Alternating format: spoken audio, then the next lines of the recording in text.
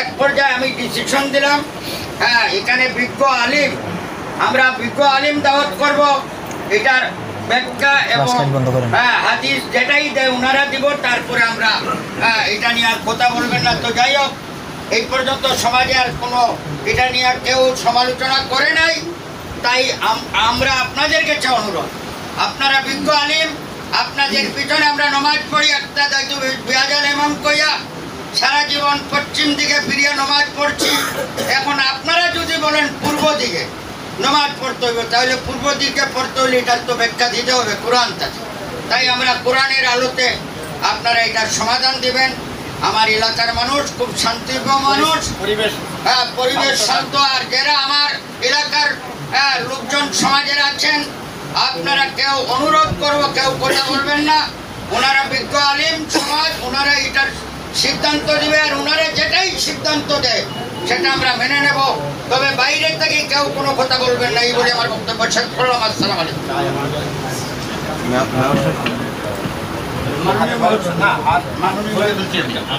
আমি অ্যাডভোকেট আখতারউদ্দিন মামুন। বিশেষ করে আমাদের মেয়র সাহেব ছোট ভাই, ছাত্র ভাইয়ের সাথে আমার পরিচয় অনেক আগে। তো আহলুস সুন্নাত ওয়াল জামাত খাগড়াছড়ি জেলা শাখার সভাপতি হচ্ছেন আমাদের খাগড়াছড়ি মেয়র রফিকুল আলম মহোদয়। উনি আপনাদেরকে সালাম দিচ্ছেন, সবাই ওনার পক্ষ থেকে সালাম নিবেন। আর দ্বিতীয়ত হলো যে আহলুস সুন্নাত ওয়াল জামাত এবং খাগড়াছড়ির পক্ষ থেকে আমি সকলকে আজকের হাউজে উপস্থিত অত্র এলাকাবাসী এবং আমাদের লোকজন সকলকে বিনীত অনুরোধ জানাবো, আমরা আসলে যেখানে বসেছি এটা পবিত্র জায়গা, আল্লাহর ঘর। এমন কোনো উচ্চবাচ্য করবো না যেটা ঘরের পবিত্রতা নষ্ট হয়। যেহেতু আমাকে সেজদা এই ঘরেই করতে হবে, যেখানেই করি না কেন এই মসজিদই করতে হবে। তো আলেম সমাজের মধ্যে যে দ্বিধা বিভক্ত বিভিন্ন বিষয়ে, তার মধ্যে একটি উপস্থাপন করেছিল যে মিলাদ হারাম বলেছেন, জ্ঞান হারাম বলেছেন, সম্মেলন হারাম বলেছেন। সে বিষয়ে আজকের এই আমাদের বিশেষ করে উপজেলা চেয়ারম্যান এবং আমাদের মাননীয় মেয়র সাহেব এবং কাউন্সিলর সাহেবরা উপস্থিত আছেন, অত্র এলাকার গণ্যমান্য ব্যক্তিরা উপস্থিত আছেন। আমরা আজকের পর থেকেই যেটাই ডিসিশন হয়, যারা বলে আছে তারা শুনতে আসবে, এটার জন্যই আয়োজন। এখানে কারো সম্পত্তি নিয়ে মারামারি কাটাকাটি বা ব্যক্তিগত কোনো দ্বন্দ্ব নাই, জাস্ট একটা মাসালাকে কেন্দ্র করে এই বিষয়টা। তো আমরা মেয়র সাহেব এবং চেয়ারম্যান সাহেব সহ যারা কাউন্সিলররা আছেন, আমরা যদি বলে থাকি সকলেই অত্র এলাকাবাসী থেকে শুরু করে আহলুস সুন্নাত ওয়াল জামাত থেকে শুরু করে আমরা শুদ্ধ হব, এই উদ্দেশ্যে আসা। এক্ষেত্রে যিনি বলেছেন মিলাদের নাজায়েজ বলেছেন, ওনার বক্তব্যটা মেয়র সাহেব যেভাবে কন্ট্রোল করেন, আমি রিকোয়েস্ট করব আমাদের পক্ষ থেকে যারা এসেছেন আহলুস সুন্নাত ওয়াল জামাতের পক্ষ থেকে, ওনারা নিশ্চয়ই এটার যথাযথ জবাব দিবেন। বিশেষ করে উনি আগে যিনি হারাম বলেছেন, মিলাদকে হারাম বলছেন, ওনার বক্তব্যটা আমার নিশ্চয় দলিল আছে, না হলে উনি বলছেন কিভাবে, কোরআন হাদিস ভিত্তিক নিশ্চয় দলিল আছে হারামের বিষয়টা। তো আমি রিকোয়েস্ট করব আপনারা কেউ অনুমতি ব্যতীত, বিশেষ করে আজকের আমাদের মেয়র সাহেবের সভাপতিত্ব করছেন আমাদের শামসুল আলম সাহেব মেয়র, উনি সভাপতি, ওনার কথা ওনার অনুমতি ব্যতীত কেউ কথা বলবে। এখানে কোনো পক্ষই সভাপতির অনুমতি ব্যতীত আগে অনুমতি নেবেন, তারপরে কথা বলবেন। যদি কিছু বলতে হয় নিশ্চয়ই সভাপতি সাহেব আপনাকে ফ্লো দিবেন, সুযোগ দিবেন। এই জন্য আমরা আগে পক্ষ বিপক্ষে, আমাদের আহলুস সুন্নাত ওয়াল জামাতের পক্ষ থেকে এসেছেন খাগড়াছড়ি কেন্দ্রীয় শাহী জামে মসজিদের সম্মানিত খতিব, খাগড়াছড়ি কেন্দ্রীয় শাহী জামে মসজিদের সম্মানিত ইমাম এবং খাগড়াছড়ি বিভিন্ন আলেম ওলামা ইকরাম, তারপর এসেছেন আমাদের মানিকছড়ির আলেম ওলামা ইকরাম এবং আপনাদের মাটিরাঙ্গা তাইনগের আলেম ওলামা ইকরাম আসছেন, এবং আপনাদের পক্ষ থেকে তো আপনারা আছেনই। এই জন্য আমি প্লোর দিব, সব প্লোর দেবেন, সভাপতি প্লোর দেবেন, প্লোরের বাইরে কথা বলবেন না, কথা বলতে হলে সভাপতির অনুমতি দিতে হবে, যাতে কোনো বিশৃঙ্খলা না হয়, এটা আল্লাহ। তো ধন্যবাদ সবাইকে, ধৈর্য ধারণ জানান। জি, আসসালামু আলাইকুম। প্রথমেই আমি একটু বলতে চাই যে শবে বরাত রাত্রে আমাদের এই মসজিদের ইমাম সাহেব কি কথাটা বলছেন তার মুখ থেকে আগে শুনি।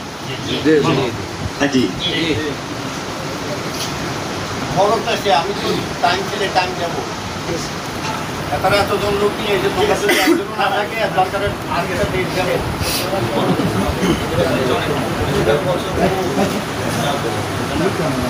আসসালামু আলাইকুম ওয়া রাহমাতুল্লাহি ওয়া বারাকাতুহু। ওয়া আলাইকুম আসসালাম ওয়া রাহমাতুল্লাহি ওয়া বারাকাতুহু।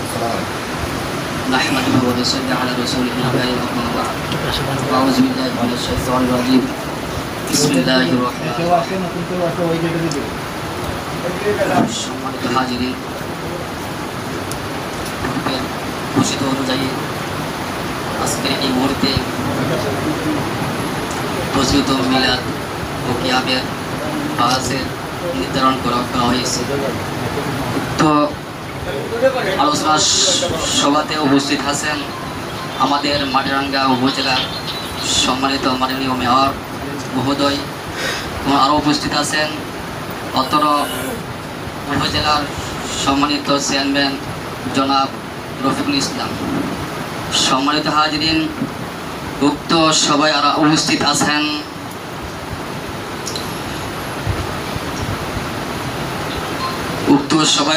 আছেন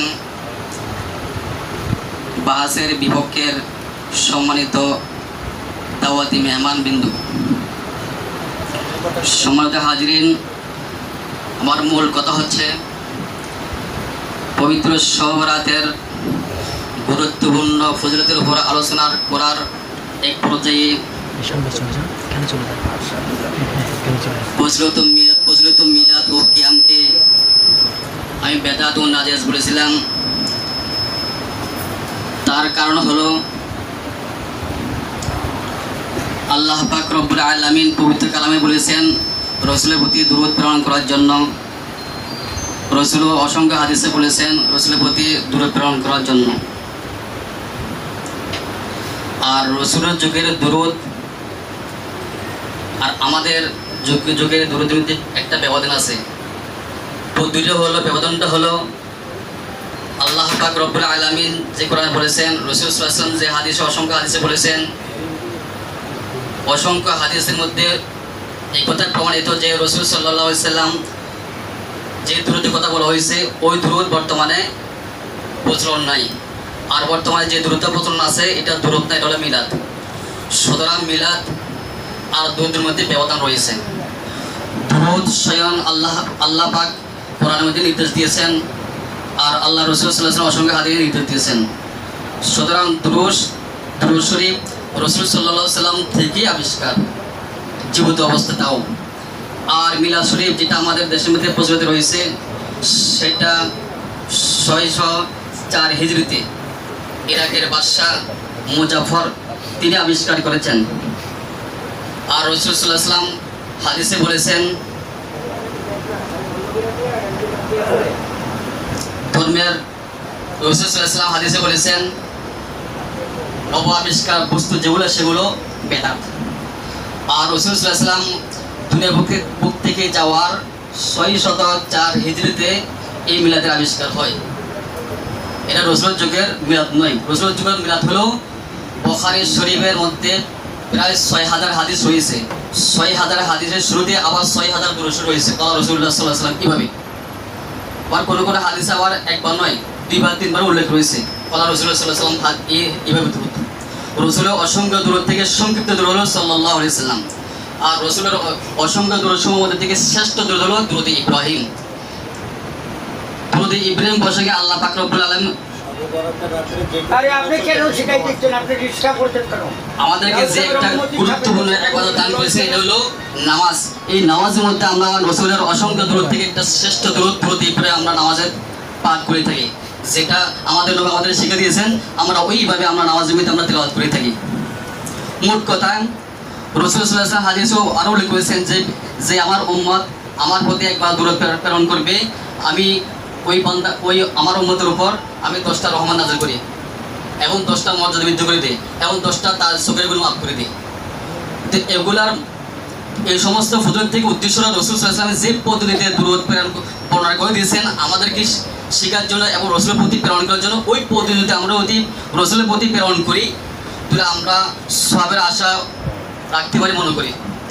এখানে কোনো সন্দেহ নেই, যেহেতু রাসূল সাল্লাল্লাহু আলাইহি ওয়াসাল্লাম স্পষ্ট ভাষা বলে দিয়েছে হাদিসে। আরও হাদিসে আছে যে ব্যক্তি রাসূল সাল্লাল্লাহু আলাইহি ওয়াসাল্লামের অসংখ্য দুরূদ থেকে একটা দুরূদ শুরু হলো আল্লাহুম্মা সাল্লি আলা রূহি মুহাম্মাদিন ফিল আরওয়াহ, লম্বা দুরূদ। এই দুরূদটা যে পড়বে আল্লাহ রাসূল বলেছেন ওই ব্যক্তি মৃত্যুর আগে অবশ্যই নবী করিম সাল্লাল্লাহু আলাইহি ওয়াসাল্লামকে স্বপ্নে দেখবেন। আর যে নবীকে স্বপ্ন দেখবে তার জন্য নবীজির সুপারিশ করা ওয়াজিব হয়ে যায় নবীর জন্য। তো সুতরাং নবীজির যতগুলো দুরূদ নবী করিম সাল্লাল্লাহু আলাইহি ওয়াসাল্লাম বলে দিয়েছেন আমরা ওই সকল দুরূদ যদি পড়তে পারি, ওই দুরূদের উপর যদি আমরা আমল করতে পারি, আমাদের ভবিষ্যৎ কিংবা পরকালের আমাদের কামে হয় মনে করি। এখানেও কোনো দ্বিমত নাই, সন্দেহ নাই। তো তবে প্রচলিত মিলাদটা আবিষ্কার হয়েছে 604 হিজরিতে। তো এখন আপনাদের কাছে এখন রসুলের দূরত্ব হলো রসুলের জীবিত অবস্থায় রসুল যা বলেছেন সেগুলা, আর প্রচলিত দূরত্ব আসছে 604 হিজরিতে। 604 হিজরি যেটা আছে দূরত্ব হলো মিলাদ, আর রসুলের দূর আর মিলাদ এর মধ্যে আকাশ জমি ব্যবধান। 604 হিজরি যেটা আবিষ্কার হয়েছে তিনি হলেন বাদশাহ মুজাফফর, ইরাকের। তো কাজেই সংক্ষিপ্ত আলোচনা থেকে আপনাদের কাছে আমি জানতে চাই, রসুল সাল্লাল্লাহু আলাইহি ওয়াসাল্লাম যে দূরত করার জন্য বলেছেন ও দূরত্বের কথা তো স্বয়ং রসুল বলে দিয়েছেন, আর রসুল সাল্লাল্লাহু আলাইহি ওয়াসাল্লাম তো বাদশাহ মুজাফফরের কবিতা কিংবা মিলাদকে পড়ার জন্য বলেন নাই। রসুলের প্রতি কি পরিমাণ দূরত পড়তে হবে তা রসুল সাল্লাল্লাহু আলাইহি ওয়াসাল্লাম হাদিসে বলে দিয়েছেন, যেগুলো হাদিসে বলে দিয়েছেন সেগুলো পড়া আমাদের জন্য উচিত। আর রসুল যেহেতু ওইটার কথা বলেন নাই, আর ওইটা আছে রসুলের মৃত্যুর 604 হিজরিতে, আর ওইটা আমাদের জন্য প্রযোজ্য হবে না, কারণ রসুল সাল্লাল্লাহু আলাইহি ওয়াসাল্লাম স্পষ্ট হাদিস আছে, যে ব্যক্তি আমার পরে কোনো নব আবিষ্কার জিনিস করবে ওইটা হবে বেদাত। আর নবীজির মৃত্যুর 600 বছর পরে যেহেতু মিলাদটা আবিষ্কার হয়েছে, তো রসুলের এই বাস্য হিসাবে এটা বেদাত আমি ঘোষণা করছি। এই হলো সর্বরাতের সংক্ষিপ্ত আলোচনাকে একটু ব্যাখ্যা দিলাম।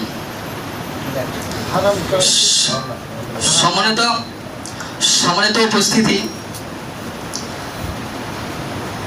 বিগত আমাদের মাননীয় মেয়রের পাশে আমরা অভিমুখে বসিয়া এই বাহাসের জন্য একটা তারিখ নির্ধারণ করে দিয়েছে আমাদের মাননীয় মেয়র সাহেব। সেই তারিখটা হলো আজকে। তবে আমাদের সময়ের সফলতার কারণে, প্রস্তুতি না হওয়ার কারণে শর্ত সাপেক্ষে আমরা অল্প সময়ের মধ্যে না পড়াতে আমরা মেয়র সাহেবের কাছে আমরা আবেদন করছি, দরখাস্ত করছি। আমরা মেয়র সাহেবের কাছে আবেদন করছি আমাদেরকে সামনে সময় বাড়িয়ে দেওয়ার জন্য। যখন আমরা সামনে সময় বেড়ে নেব পাবো মেয়রের কাছ থেকে, তখন আমরা তুলিল আদিলের মধ্যে আমরা বহস করতে রাজি হব। কারণ এই বিষয়টা পূর্ব থেকে মেয়রের কাছে আমরা আবদার করে আসতেছি, এখন আবদার করতেছি। আমাদের সময়ের সফলতার কারণে আমরা আবারও সময় চাইতেছি, অল্প সময়ের মধ্যে কোনো কিছু করা সম্ভব না। এজন্য ধন্যবাদ অত্র মসজিদের খতিব সাহেবকে। আসলে আমাদের কাউন্সিলর সাহেব যে কথা বলেছেন সেটা হচ্ছে যে আপনি হারাম ফতোয়া দিয়েছিলেন, আজকে আপনি বলতেছেন এটা বেদাত বলেছেন। কথা আসলে দুই রকম, হারাম এবং বেদাতের মধ্যে ডিফারেন্স আছে বিটুইন দ্য টু ওয়ার্ড। আর সময়ের বিষয় বলছেন সেটা মেয়র সাহেব এবং আজকে সভাপতি হিসেবে আমরা এটা বলবো না, কারণ হচ্ছে যেহেতু আপনি একটা ফতোয়া দিচ্ছেন, সে ফতোয়ার এগেনস্টে এলাকা উত্তেজিত হয়েছে, কাউন্সিলর সাহেব সেটা হ্যান্ডেলিং করছেন, মেয়র সাহেব এবং চেয়ারম্যান সাহেব সেটা ডিলিংস করে এলাকাকে শান্ত করেছেন। যেহেতু একটা বিতর্কিত বিষয় আপনি বলে ফেলছেন, সেই ক্ষেত্রে এটাকে তো দ্রুত শান্ত করাই উচিত যারা প্রতিনিধি আছেন, নাহলে ওনাদেরকে জবাবদিহি করতে হবে। কারণ আপনি আজকে আসেন, কালকে চলে যাবেন, কিন্তু এলাকাতে উত্তেজনা থেকে যাবে, ঢুকে গ্রুপ হয়ে যাবে, এটা তো উচিত নয়। যাই হোক, আমি সেই কথা বলবো না, কথা বলেন না। তো এই ক্ষেত্রে হুজুর যে কথাটা বলেছেন, আমাদের খতিব সাহেব মহোদয়ের কাছে অনুরোধ জানাচ্ছি যে হুজুর যে কথাটা বলেছেন ওনার সময় দেওয়া না দেওয়া, এটা আমাদের আজকে জুরি বোর্ডের বিষয়, এটা আমরা এই বিষয়ে আমরা কিছুই বলবো না। এক্ষেত্রে আমাদের খতিব মহোদয়ের একটু বক্তব্য নেই, কি বলেন হুজুর? তারপর জুরি বোর্ডে আমাদের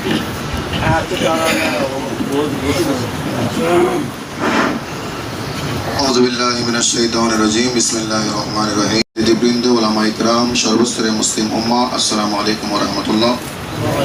আমরা যে বিষয়ে আজকে এখানে উপস্থিত হয়েছি, অত্র মসজিদের ইমাম সাহেব এই সহবরাতের রাত্রে আমাদের তথ্যপাত্য মোতাবেক আমাদের শোনা যে মিলাদ কিয়াম হারাম উনি ঘোষণা করেছেন।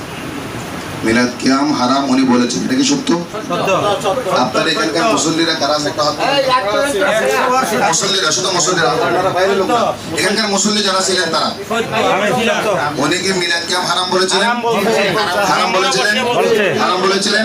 বাস, এখন আপনাদের সাক্ষী মোতাবেক যেহেতু আপনারা মসজিদে ছিলেন, এখনো আছে, এটা আল্লাহর ঘর, মিথ্যা সাক্ষী দিবেন না। উনি একজন আলেম, আমরা চাই না ওনাকে অপমান করতে, আমরা নিজেরাও অপমানিত হতে চাই না। একজন আলেমকে অপমান করে এটা সুন্দর না। আপনারা যদি ভুল শুনে থাকেন এখনো সুযোগ আছে আমাদেরকে বলেন, নাকি আমরা আলোচনা শুরু করার পরে তখন বলতে পারবেন। না হারাম আপনারা শুদ্ধ শুনেছেন? আমি নিজে ওনার বক্তব্য নিচ্ছি হারাম বলেছেন। মাননীয় মেয়র ঠিক আছে, ধন্যবাদ। এবং আমি শুনেছিলাম আমাদের মেয়র মহোদয়ের কাছে গিয়ে উনি হারামটা প্রমাণ বলেছিলেন, ঠিক না স্যার? তাহলে মেয়রের কাছে গিয়ে বলেছিলেন হারাম, আপনাদের এখানে মহোদয় এখানে বসেও বলেছিলেন হারাম। কিন্তু এখন দেখেন ওনাকে আমাদের আলোচনাটা একটু খেয়াল করে ওনাকে সুযোগ দেওয়া হয়েছিল ওনার বক্তব্যটা কি ছিল সেই বক্তব্যের পক্ষে দলিল দেওয়ার জন্য, ঠিক আছে না? উনি ইতিমধ্যে আমাদের সামনে দাঁড়িয়ে খুব সুন্দরভাবে সাবলীল ভাষায় সুন্দর ভাষায় ওনার বক্তব্যটা বলেছেন এবং দলিলও দিয়েছেন। খেয়াল করেন ওনার বক্তব্য এখনকার বক্তব্য আর সেই দিনের বক্তব্য কিন্তু তফাৎ। এখন আমি কি ওনার বক্তব্যে জবাব দিব না আপনাদেরটা জবাব দিব? ইয়েস। তাহলে উনি যেটা বলছে উনি এখন এখানে ঘোষণা করছে যে উনি হারাম কত উল্লেখ করে নেই, ওনার মুখ দিয়ে হারাম শব্দটা বের হয় নাই। এখন উনি বেদাত বলছে শুধু, ঠিক না? এখন ওনার মুখ দিয়ে আমরা শুনলাম উনি বেদাত বলছে, কিন্তু ওই দিন বলেছিল হারাম। আসলে উনি কোন অবস্থায় আছে, কি হারাম আছে না বেদাতে আছে? এখন আসেন না, এটা ক্লিয়ার হবে। উনি যদি হারামে থাকে তাহলে আমরা হারামের দলিলটা দেবো, আর বেদাতে থাকলে তাও আমরা দলিল দেবো। এরপর আসলে দলিল দিয়ে বললেন যে 604 হিজরিতে মিলাদ শুরু হয়েছে, আল্লাহ নবীর ওফাতের পরে 604 হিজরি। কিন্তু এটা ওনার মন গড়া বক্তব্য, কোনো রেফারেন্স নাই, কোনো কিতাবের রেফারেন্স, কোনো কোরআন আয়াত ছিল না, বলেন হাদিস ছিল না, ইজমা ছিল, কিয়াস ছিল। শরীয়তের উসুল ভিত্তি হচ্ছে কয়টা? কোরআন, সুন্নাহ, ইজমা, কিয়াস। আর উনি ইরাকের ভাষা যে কথাটা বলে এটা কি কোরআনে পাইলো না হাদিসে পাইলো না ইজমাতে পাইলো না কিয়াসে পাইলো, এটা আমরা জানতে চাই। কিন্তু কোরআন, সুন্নাহ, ইজমা, কিয়াস চারটার কোনো যদি না থাকে তুমি মন গড়া কথাটা কেন বললো? এটা মন গড়া বানানো ইতিহাস। যদি বানানো না হয় তাহলে অনেকে রেফারেন্স দিতে হবে কোরআনের কোন নম্বর আয়াতে আছে, হাদিসের কোন জায়গায় আছে, ইজমার কোন জায়গায় আছে। পাঁচটা করে না দেখেন ভাই, সাথে করে নেগেন, এটা জলসাইটা আদব রক্ষা করেন। আপনি কথা বলার সুযোগ পাবেন, আপনি বলবেন, কথা অসুবিধা নেই। আপনাকে আমরা 1 ঘন্টা সুযোগ দেবো, 1 ঘন্টা। আপনাকে না ওকে ঠিক আছে, অসুবিধা নেই, আপনাকে 1 ঘন্টা সময় দেবো, আপনি বলবেন, আমরা জবাব দেবো, কোনো অসুবিধা নেই, এখানে মারামারি নেই, সাইড করবেন না। হারাম হলেও হারামের দলিল কোরআন থেকে দিতে হবে, হাদিস, ইজমা, কিয়াস। উনি যে দলিলটা দিয়েছে কোরআনের কথা বলে নাই, হাদিসও বলে নাই, ইজমা বলে নাই, কিয়াসও বলে নাই। এখন আপনারা বলেন ওনার কথাগুলো গ্রহণযোগ্য হবে না? আমার বক্তব্য হচ্ছে ওনার বক্তব্যগুলো সম্পূর্ণ গ্রহণযোগ্য, সম্পূর্ণ ডকুমেন্টবিহীন, দলিল ভিত্তিক নয়। এরপর উনি বললেন যে দরুদ ইব্রাহিমের কথাটা আমরা দরুদ শরীফের ফজিলতের আলোচনা, এটা নয়, এটা দরুদ শরীফের ফজিলতের বয়ানের মাহফিল নয়, এটা হচ্ছে মিলাদ কিয়াম হারাম। আসলে কি হারাম নাকি হারাম নয়, এই দুইটা জিনিস প্রমাণ করতে হবে, ঠিক আছে কিনা? এখানে বিষয় কিন্তু দুইটা, একটা না, একটা হচ্ছে মিলাদ, একটা হচ্ছে কিয়াম। উনি কিন্তু মিলাদের বিষয়ে একটু 604 হিজরি বলো এড়িয়ে গেল, কিয়াম নিয়ে কোনো কথা বলে নাই, বলছেনি? কেন বলেনি? উনি ওই দিন বলতে পারলে আজকে কেন বললো না? ওই দিন যেহেতু উনি কিয়াম নিয়ে বক্তব্য রেখেছেন হারাম, আজকে কেন উনি কিয়াম নিয়ে কিছু বললেন না, হারামও বললেন না, বেদাতও বললেন না, কিছুই বললেন না, শুধু মিলাদের কথাটা বললেন। এখন আসেন এরপরে দেখুন, আমি দেখলাম যে উনি সময়ের কথা বলছে, এটা হচ্ছে চেয়ারম্যানের ব্যাপার, সভাপতির ব্যাপার, ভিন্ন ব্যাপার। যেহেতু আপনি একজন ইমাম, আপনি একজন বক্তা, আপনি মেম্বরে উঠে আপনি একটা কথা বলবেন, এগুলো অবশ্যই আপনার কাছে তথ্যপাত্র ছিল, ডকুমেন্ট ছিল, আপনি না জেনে তো বলেন নাই, ঠিক কি না? আপনি লেখাপড়া আসছেন, হয়তো দাওয়ারা পাস করছেন বা কামিল পাস করছেন, অবশ্যই লেখাপড়া করে আসছেন। এখন কথা হচ্ছে মিলাদ যে বিষয়টা উনি 604 হিজরি বলছে, এটা ওনার বানাওয়াটি ইতিহাস, মন গড়া ইতিহাস। আমাদেরকে রেফারেন্স দিতে হবে, কোরআনের কোন জায়গায় পাইলো, হাদিসের কোন জায়গায় পাইলো, ইজমার কোথায় পাইলো, কিয়াসের কোথায় পাইলো। আর এই চ্যাপ্টার বাইরে 5 নম্বর আমরা যাওয়ার দরকার আমাদের শরীরের ভিত্তি কয়টা? 4টা। শরীরের ভিত্তি 4টা, 4-এর মধ্যে আমরা থাকবো, 5 নম্বরে যাবো না। এখন আসেন যে বক্তব্য মিলাদের ব্যাপারে বললেন যে মিলাদ এটা 604 হিজরি, যা ওনার কথাটা আমি যেহেতু ডকুমেন্ট ছাড়া, তথ্য ছাড়া, এরপর ওনাকে একটু জানার জন্য বলি। এই মিলাদ শব্দটা এটার জন্য উনি বললেন যে 604 হিজরির মধ্যে শুরু। আসলে মিলাদ শব্দটা মানে কি? জন্ম বৃত্তান্ত, জন্মস্থান, জন্ম নিয়ে আলোচনা, জন্ম সময়কালের বিভিন্ন মুআজিজা, কারামত, সম্মানী বিষয়গুলো আলোচনা করা, এটার নাম মিলাদ, ঠিক কি না? মিলাদ হচ্ছে জন্মস্থান, জন্মকাল, জন্ম সময়, জন্ম নিয়ে আলোচনা করা, ওই জন্মের সময় যে সমস্ত মুআজিজাগুলো প্রমাণিত হয়েছে এগুলো নিয়ে আলোচনা করার নাম মিলাদ, ঠিক না? ঠিক। দরুদের নাম হচ্ছে দরুদ, সালামের নাম সালাম, মিলাদের নাম মিলাদ। দরুদ একটা চ্যাপ্টার, সালাম একটা চ্যাপ্টার, মিলাদ আরেকটা চ্যাপ্টার, কি আমার একটা চ্যাপ্টার, ঠিক কি না? উনি কিন্তু দরুদ সালামের ভিতরে মিলাদকে ঢুকে গেছে। এরপরে দেখেন মিলাদ শব্দের আসলে কোথাও আছে কিনা আমি আপনাকে কয়েকটা তথ্য বলি যে মিলাদ শব্দ উনি কোথাও পায় নাই এবং 604 হিজরির মধ্যে এটা বের হয়েছে। আমি শুধু দুই একটা কথা বলবো আপনাদেরকে। এই মিলাদ শব্দটা সর্বপ্রথম আপনি সূরা আলে ইমরান দেখেন 41 নম্বর আয়াত। সূরা আলে ইমরান 41 নম্বর আয়াত নোট করেন। ওই আয়াতের মধ্যে ঈসা আলাইহিস সালামের খেয়াল করেন, ঈসা আলাইহিস সালামের জন্ম নিয়ে আলোচনা করা হয়েছে। সুবহানাল্লাহ বলেন। সুবহানাল্লাহ। তাহলে জন্ম নিয়ে আলোচনা করা কোরআনে আছে না নাই? আছে।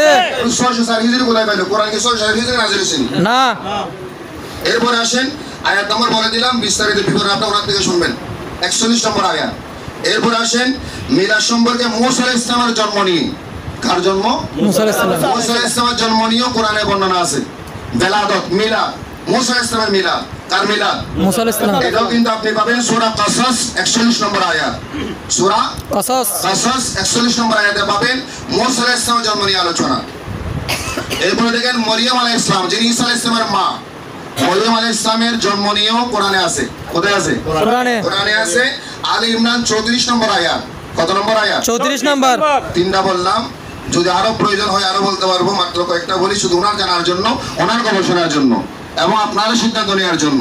এরপরে দেখেন ঈসা আলাইহিস সালামের জন্ম নিয়ে, ঈসা আলাইহিস সালামের ব্যাপারে আল্লাহ পাক কোরআন শরীফে ঈসা আলাইহিস সালামের মিলাদ নিয়ে একটা আয়াত রয়েছে, সূরা মরিয়ম 33 নম্বর আয়াত। কত নম্বর আয়াত? 33 নম্বর। আয়াতটা শুনেন, ওয়াসসালামু আলাইয়া ইয়াওমা ওয়ালিদতু ওয়া ইয়াওমা আমুতু ওয়া ইয়াওমা উবআসু হাইয়া। আসেনি কোরআন শরীফ? আছে। আপনি বলেন আছে? এটা সূরা মরিয়ম 33 নম্বর আয়াত। আছে না? আছে। এখানে কি বলা হচ্ছে? ওয়াসসালামু আলাইয়া। ওয়াসসালাম অর্থ যে শান্তি, আলাইয়া আমার উপর নাজিল হোক, বর্ণিত হোক, বর্ষিত হোক।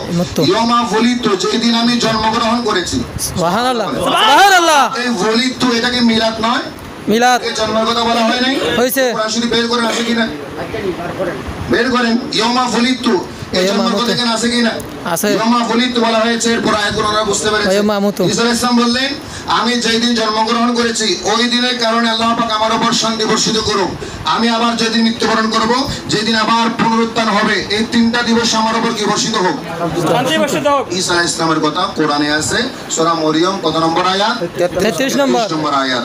এরপর আসেন ঈসা আলাইহিস সালামের জন্মস্থান যেটা বাইতুল হাম, আপনারা ইতিহাসের ভাষায় বাইতুল হাম চেনেন, এটা যে বাইতুল হাম, ওই বাইতুল হামের ব্যাপারে কিন্তু আল্লাহর নবী মেরাজের দিন, যে মেরাজ হবে, সুনানের নাসাই শরীফের ফি সুনানের মধ্যে বর্ণনা রয়েছে, কিতাবুস সালাতের প্রথম খণ্ড 222 পৃষ্ঠা, 222 পৃষ্ঠা, 22 পৃষ্ঠায় যে আল্লাহ প্রিয় নবী ঈসা আলাইহিস সালামের জন্মস্থানে গিয়েছেন, গিয়ে ওখানে 2 রাকাত নামাজ পড়েছেন। ঈসা আলাইহিস সালাম বললেন, ইয়া রাসূলুল্লাহ, আপনি যে জায়গায় এসেছেন এই জায়গা হচ্ছে ঈসা আলাইহিস সালামের জন্মস্থান। এটাও কিন্তু মিলাদ। এটাও কি মিলাদ? এবং এখানে 2 রাকাত নামাজ পড়েন, নবীজি 2 রাকাত নামাজ পড়লেন, নফল নামাজ। কি নামাজ? নফল নামাজ পড়লেন। এবং নফল নামাজ পড়ে ওই ঈসা আলাইহিস সালামের জন্মস্থানে গিয়ে, কোথায় গিয়ে? জন্মস্থানে গিয়ে নামাজ পড়লেন এবং বললেন এটা ঈসা আলাইহিস সালামের জন্মস্থান। তাহলে দেখেন হাদিস শরীফের এই কিতাবের প্রথম খণ্ড 222 পৃষ্ঠা প্রমাণ হচ্ছে যে ঈসা আলাইহিস সালামের জন্মস্থানে নবীজি গিয়েছেন। সুবহানাল্লাহ বলেন। সুবহানাল্লাহ। তাহলে নবীর যুগে মিলাদ ছিল কিনা? ছিল। জোরে বলেন। ছিল। যদি না থাকে তাহলে হাদিসটা আপনি খণ্ডন করেন, এটা জবাব দেন। এরপরে আসেন যে আলাইহিসসালাম লিয়াউমে নুজুলে মায়দা, ঈসা আলাইহিস সালাম দোয়া করেছেন। এই আয়াতটা বলবো, সূরা মায়দা 114 নম্বর আয়াত। ওনারা বুঝতে পেরেছেন ও আয়াতের মধ্যে কিন্তু বলা হয়েছে জান্নাতি নিয়ামত আসার কারণে আমরা খুশি উদযাপন করব।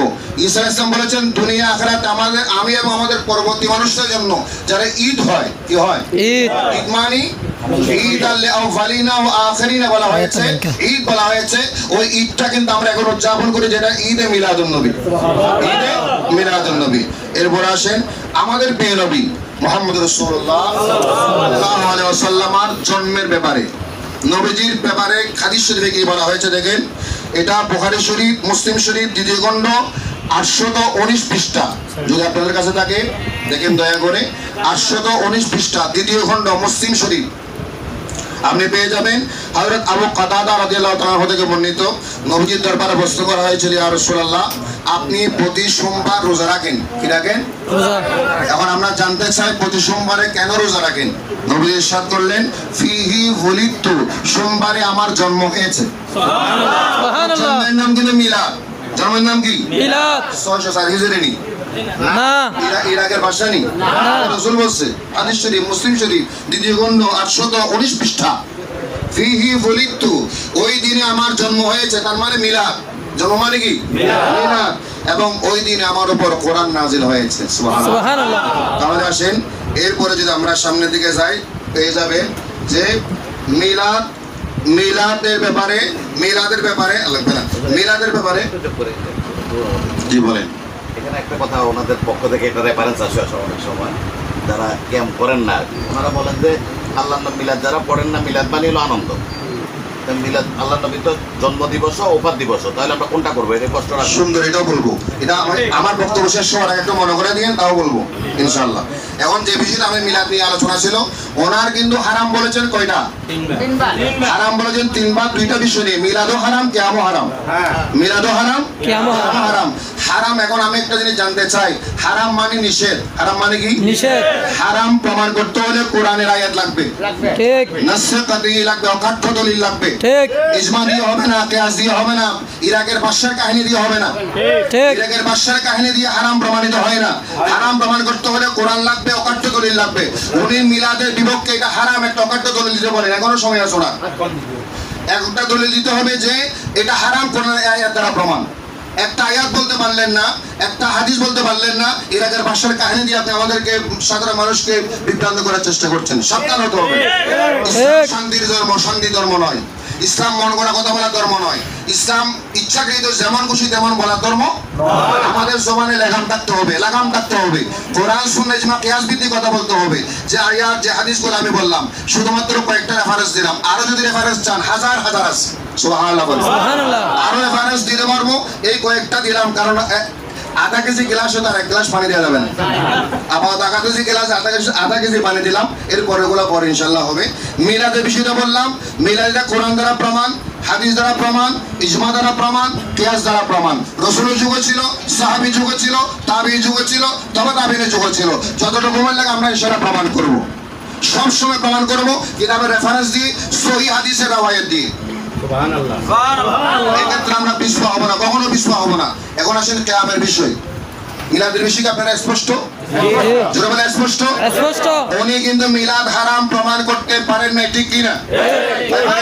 তাকবীর, নারে রিসালাত, ইয়া রাসূলুল্লাহ, নারে গাউসিয়া, ইয়া গাউসুল আজম দস্তগীর, সুন্নাত ওয়াল জামাত জিন্দাবাদ, জিন্দাবাদ।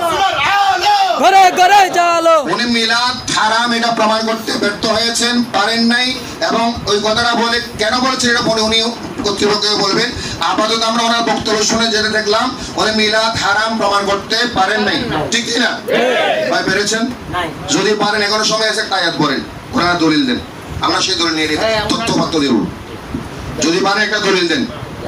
এখন আসেন, এখন দেখেন, শুনে আমার কথা বলা শুনেন। মিলাদ উনি হারাম প্রমাণ করতে পারেন নাই।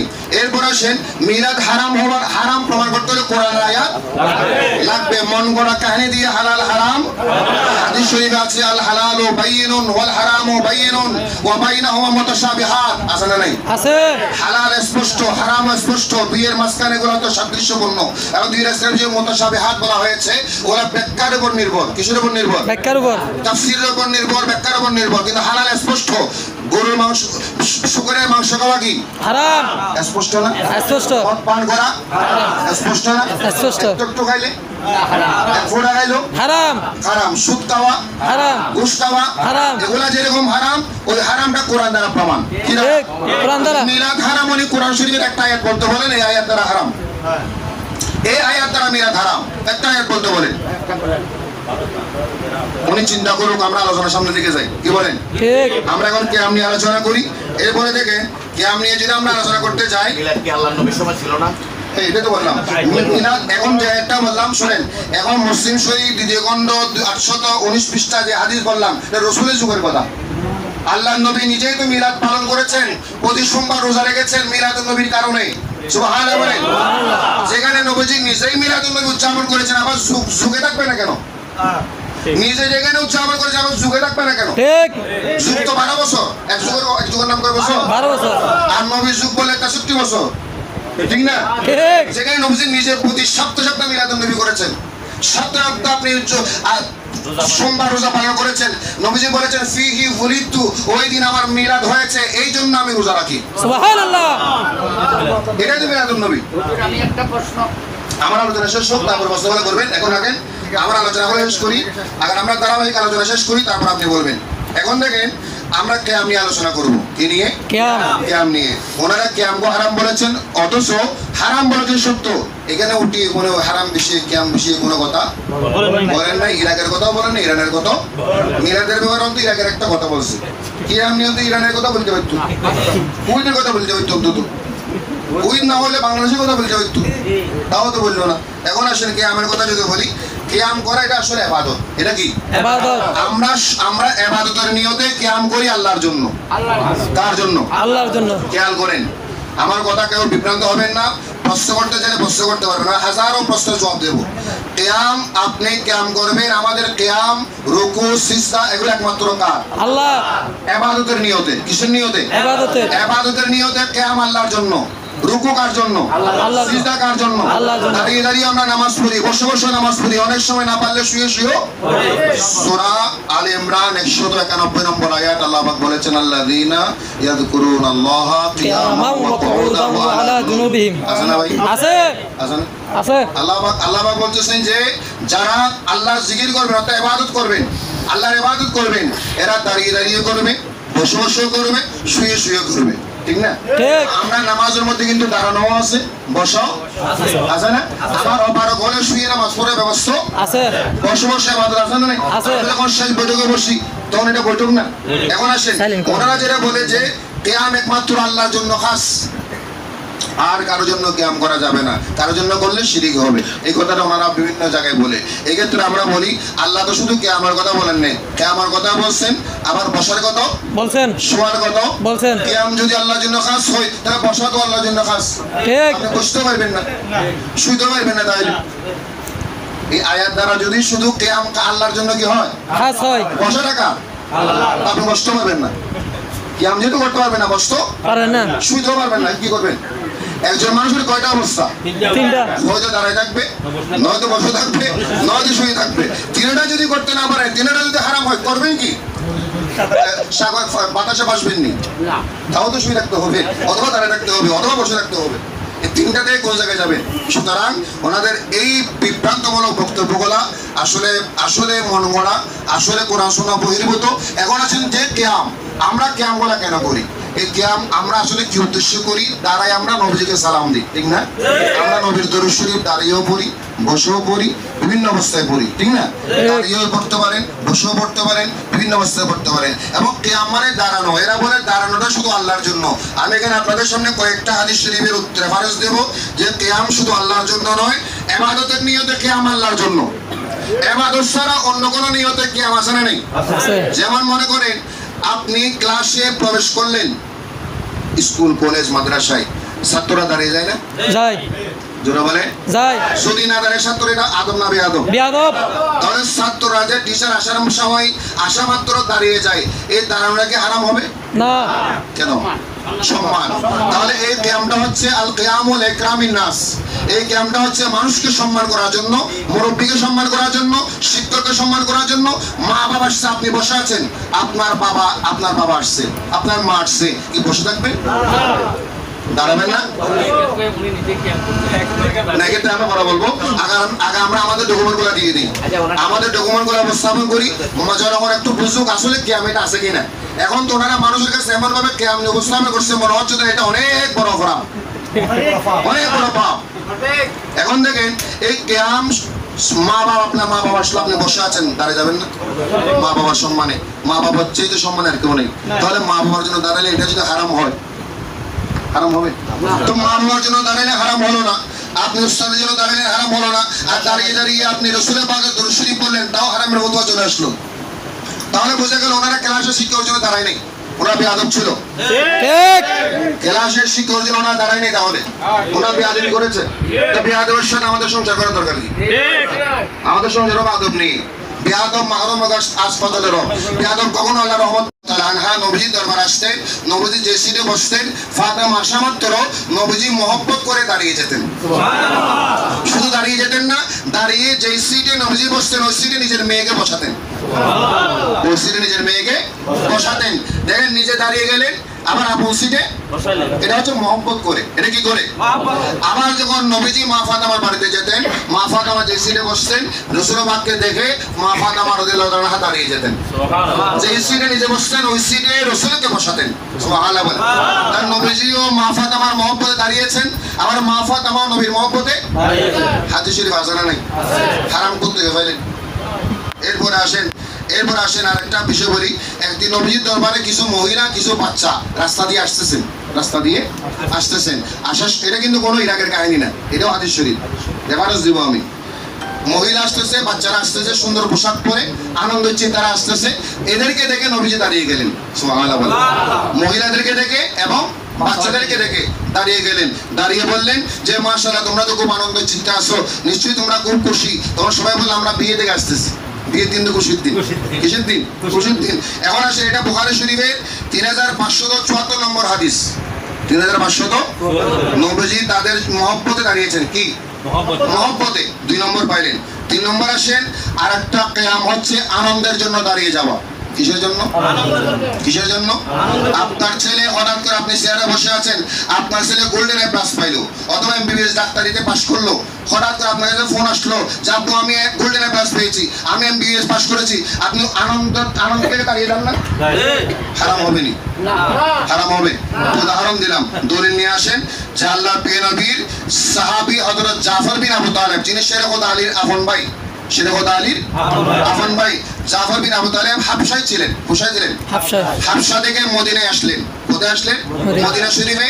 আসার পরে যখন মদিনা শরীফ আসলেন, নবীজি জাফর বিন আবু তালেবকে দেখে দাঁড়িয়ে গেলেন, দাঁড়িয়ে কপালে চুমু দিলেন। কপালে ফাকাব্বালাহু, নবীজি চুমু দিলেন কপালে। চুমু দেওয়ার পরে দেখতেছেন নবীজি আবার বললেন যে আজকে তো খাইবার যুদ্ধ আমরা জয়লাভ করেছি। কোন যুদ্ধে? আমি আজকে এত খুশি, এত আনন্দ যে আমি কি খাইবারের কারণে খুশি নাকি জাফর এসেছে সেই জন্য খুশি, দুনো খুশি কারণে আমি দাঁড়িয়ে গেলাম। সুবহানাল্লাহ। দাঁড়ানোটা হাদিস শরীফ আছে না নেই? আছে। তা হারাম কোথায় পেলেন? এতগুলো হাদিস সবগুলো হারাম নেই। 4 নম্বরে আসেন আল কিয়ামু লিত-তাযীম, সম্মানের জন্য দাঁড়িয়ে যাওয়া। কিসের জন্য? সম্মানের জন্য দাঁড়িয়ে যাওয়া। যেটা আমি প্রথমে বলে দিয়েছিলাম মা বাবার জন্য ছেলেরা দাঁড়াবে, এটা সম্মান। এটা কি? এটা ইবাদত না, কিন্তু উস্তাদের জন্য ছেলেরা দাঁড়িয়ে যাবে, সিনিয়র নেতা আসছে দাঁড়িয়ে, মুরব্বী আসছে দাঁড়িয়ে, এটা সম্মান, এটা তাজিম। আচ্ছা মুরব্বী বাদ দিলাম, যিনি ইমাম, যিনি হানাফত দিচ্ছেন, উনি একটা দোকানে ঢুকলেন, ওখানকার মুসল্লিরা দাঁড়িয়ে গেল, হারাম হবে না? হুজুর আসেন চা খান, হুজুর আসেন পানি খান, ঠান্ডা খান, বলে না ভাই? হারাম হয়ে যাবে। হারাম এত সহজ, এত সহজ। এরপর আসেন যে আপনি 5 নম্বর যেটা বললাম, মানুষের সম্মানে দাঁড়িয়ে যাওয়া। কার সম্মানে? মানুষের। আমি না আরেকজন মানুষকে আমি সম্মান করব, ওটা কিরকম? ওটা তো আরো মারাত্মক। ওনাদের এখন পেটের ব্যথা শুরু হয়ে যাবে এটা বললে। বুখারী শরীফের প্রথম খণ্ড 440 পৃষ্ঠা পাবেন, 440 পৃষ্ঠা পাবেন। একদিন রাসূলুল্লাহ সাল্লাল্লাহু আলাইহি ওয়াসাল্লামের সাহাবা একরাম ছিলেন, একটা জানাজা নিয়ে যাওয়া হচ্ছে, মৃত মানুষ, মরা মানুষ কবরস্থানে নিয়ে যাওয়া হচ্ছে। কোথায়? কবরস্থানে। এটা জীবিত না মরা? এতক্ষণ যা বলছি জীবিত মানুষের কথা বলছি, এখন মরা মানুষের কথা বলি। এই মৃত মানুষের লাশ নিয়ে যাওয়া হচ্ছে। নবীজি যখন লাশটা দেখলেন, হযরত আমির বিন রাবিয়া রাদিয়াল্লাহু আনহু হাদিস শরীফ বর্ণনা করেন, নবীজি ইরশাদ করলেন ইযা রাআইতুমুল জানাজাতা, যখন তোমরা কোন একটা লাশ দেখবে, জানাজা দেখবে, ফাকুমু, দাঁড়িয়ে যাবে। কাকে দেখে? ওই মরা মানুষটা দেখে দাঁড়িয়ে যাবে, বসে থাকবে না। এটা হাদিস শরীফ, বুখারী শরীফের হাদিস। ফাকুমু, দাঁড়িয়ে যাবে। তারা কতক্ষণ থাকবেন? 2 মিনিট না 5 মিনিট না 10 মিনিট? তাও রাসূল পাক সীমাবদ্ধ করে দিয়েছেন, হাত্তা তুখাল্লিফাকুম, যে জায়গায় আপনি দাঁড়িয়ে আছেন ওই জায়গাটা লাশ যখন পার হয়ে যাবে আবার বসে যান। সুবহানাল্লাহ। কেন? আপনি একজন মুসলমান হয়ে আরেকজন মুসলমানের জীবনের শেষ সময়ে এসে তাকে সম্মান করলেন, তার জন্য মাগফিরাত কামনা করলেন। এটা হারাম? এটা হারাম বলে তো মরা মানুষ তো তাদের জন্য বদদুয়া করবে, জীবিতরা করে মৃতরাও করবে, কবরবাসীরা বদদুয়া দিবে। জীবিত মানুষের বদদুয়া যেমন তোমার কবরবাসীর বদদুয়া খুব মারাত্মক, ঠিক কি না? এখন আসেন এরপরে দেখেন ষষ্ঠ নম্বর, আপনি যদি কিয়ামের কথা বলি, আরেকটা হাদিস শরীফ বলি, যে লাশটা নিয়ে যাওয়া হয়েছিল এটা হচ্ছে মুসলমানের লাশ। কার লাশ? আর একটা ইহুদির লাশের কথা বলি, এটা আরো মারাত্মক। ইহুদি আরো মারাত্মক। দেখেন এটা হাদিস শরীফ নাসাই, ইমাম নাসাই সুনানে কুবরা, সুনানে কুবরা সুনানে কুবরার প্রথম খণ্ড 625 পৃষ্ঠা, 625 পৃষ্ঠায় হযরত জাবের বিন আব্দুল্লাহ থেকে বর্ণনা করেছেন। জাবের বিন আব্দুল্লাহ বলেন, মাররাত বিনা জানাজা, একদিন আমরা বসা ছিলাম, নবীজির দরবারে ছিলাম, একটা জানাজা নিয়ে যাওয়া হচ্ছে। নবীজি বললেন, হে আমার সাহাবীরা, ফাকামা লাহান নবিয়্যু, নবীজির জানাজা দেখা মাত্র দাঁড়িয়ে গেলেন, আমরাও দাঁড়িয়ে গেলাম, আমরা সাহাবীরাও দাঁড়িয়ে গেলেন। তখন একজন সাহাবী বললেন, ইয়া রাসূলুল্লাহ, এই লাশটা তো ইহুদির লাশ, খাল্লাস। এখানে বলা হচ্ছে জানাজা ইহুদি, ইহুদি শব্দ উল্লেখ আছে। কি উল্লেখ আছে? ইহুদি শব্দ উল্লেখ আছে, এটা ইহুদির লাশ। নবীজি বললেন, যখনই তোমরা কোন একটা মৃত মানুষের এরকম লাশ দেখবে, ফাকুমু, দাঁড়িয়ে যাবে। এটাও কিন্তু হাদিস শরীফ। এখন আসেন 6 নম্বর, যেটা বললাম, আপনি আল্লাহর ইবাদতের জন্য দাঁড়াবেন, জিকির করবেন, তাসবিহ পড়বেন, তাহলিল পড়বেন, কোরআন পড়বেন, নামাজ পড়বেন, দাঁড়িয়ে দাঁড়িয়ে পড়েন, এগুলো আল্লাহর ইবাদত। ইবাদতের নিয়ত আল্লাহ ছাড়া কারোর জন্য দাঁড়ানো যাবে না। ইবাদতের নিয়ত আল্লাহ ছাড়া কারোর জন্য দাঁড়ানো যাবে না, যাবে না, যাবে না। এটা আমরা এখনো বলে আজীবন বলতে থাকবো। এটা কোরআনের কথা। কিসের কথা? আমরা এতক্ষণ দেখেন, আমরা প্রথমে স্বাগতম দেওয়ার জন্য দাঁড়িয়েছিলাম, এটা কি ইবাদত ছিল? আমরা এরপরে মহব্বতের জন্য দাঁড়িয়েছিলাম, রাসূল দাঁড়িয়েছেন, ইবাদত ছিল? এরপরে আপনি আনন্দের জন্য জাফর বিন আবু তালিবের জন্য দাঁড়িয়েছেন, ইবাদত ছিল? ছিল না। এরপরে মা বাবার জন্য আপনি দাঁড়ালেন, ইবাদত হবে? হবে না। এরপরে আপনি মৃত মানুষের জন্য দাঁড়ালেন, ইবাদত হবে? হবে না। এরপরে আপনি জিকিরের জন্য দাঁড়ালেন। এরপরে আসেন নবীর সালাম, সালাতু সালামের জন্য দাঁড়াইলেন। সুবহানাল্লাহ বলেন। সালাতু সালাম দাঁড়িয়ে পড়তে পারেন, বসেও পড়তে পারেন, শুয়েও পড়তে পারেন, নিষিদ্ধ স্থান ছাড়া। নিষিদ্ধ স্থান ছাড়া স্ত্রী সহবাসের সময় যাবে না, পায়খানা পেশাব নাই, নিষিদ্ধ স্থান ছাড়া আপনি যে কোন অবস্থায় দরুদ শরীফ পড়বেন, এটা কোরআনের আদেশ। সুবহানাল্লাহ বলেন। সুবহানাল্লাহ। কোরআন আল্লাহ পাক বলেছেন কি, সাল্লু আলাইহি ওয়া সাল্লিমু তাসলিমা। আদেশ কয়টা? আয়াতটা আমি প্রথম থেকে বলি, আপনারা সবাই জানেন, ইন্নাল্লাহা, নিশ্চয়ই আল্লাহ পাক, ওয়া মালাইকাতাহু, এবং আল্লাহ পাকের সমস্ত ফেরেশতারা, সমস্ত ফেরেশতারা, একজন দুইজন না, শুধু দুনিয়ার ফেরেশতা না, মালাইকাতা, এটা বহু বচন। এটা কি বহু বচন? কোটি কোটি কোটি শত ফেরেশতা যেখানে আছে না কেন, যেখানে থাকুক না কেন, সমস্ত ফেরেশতা।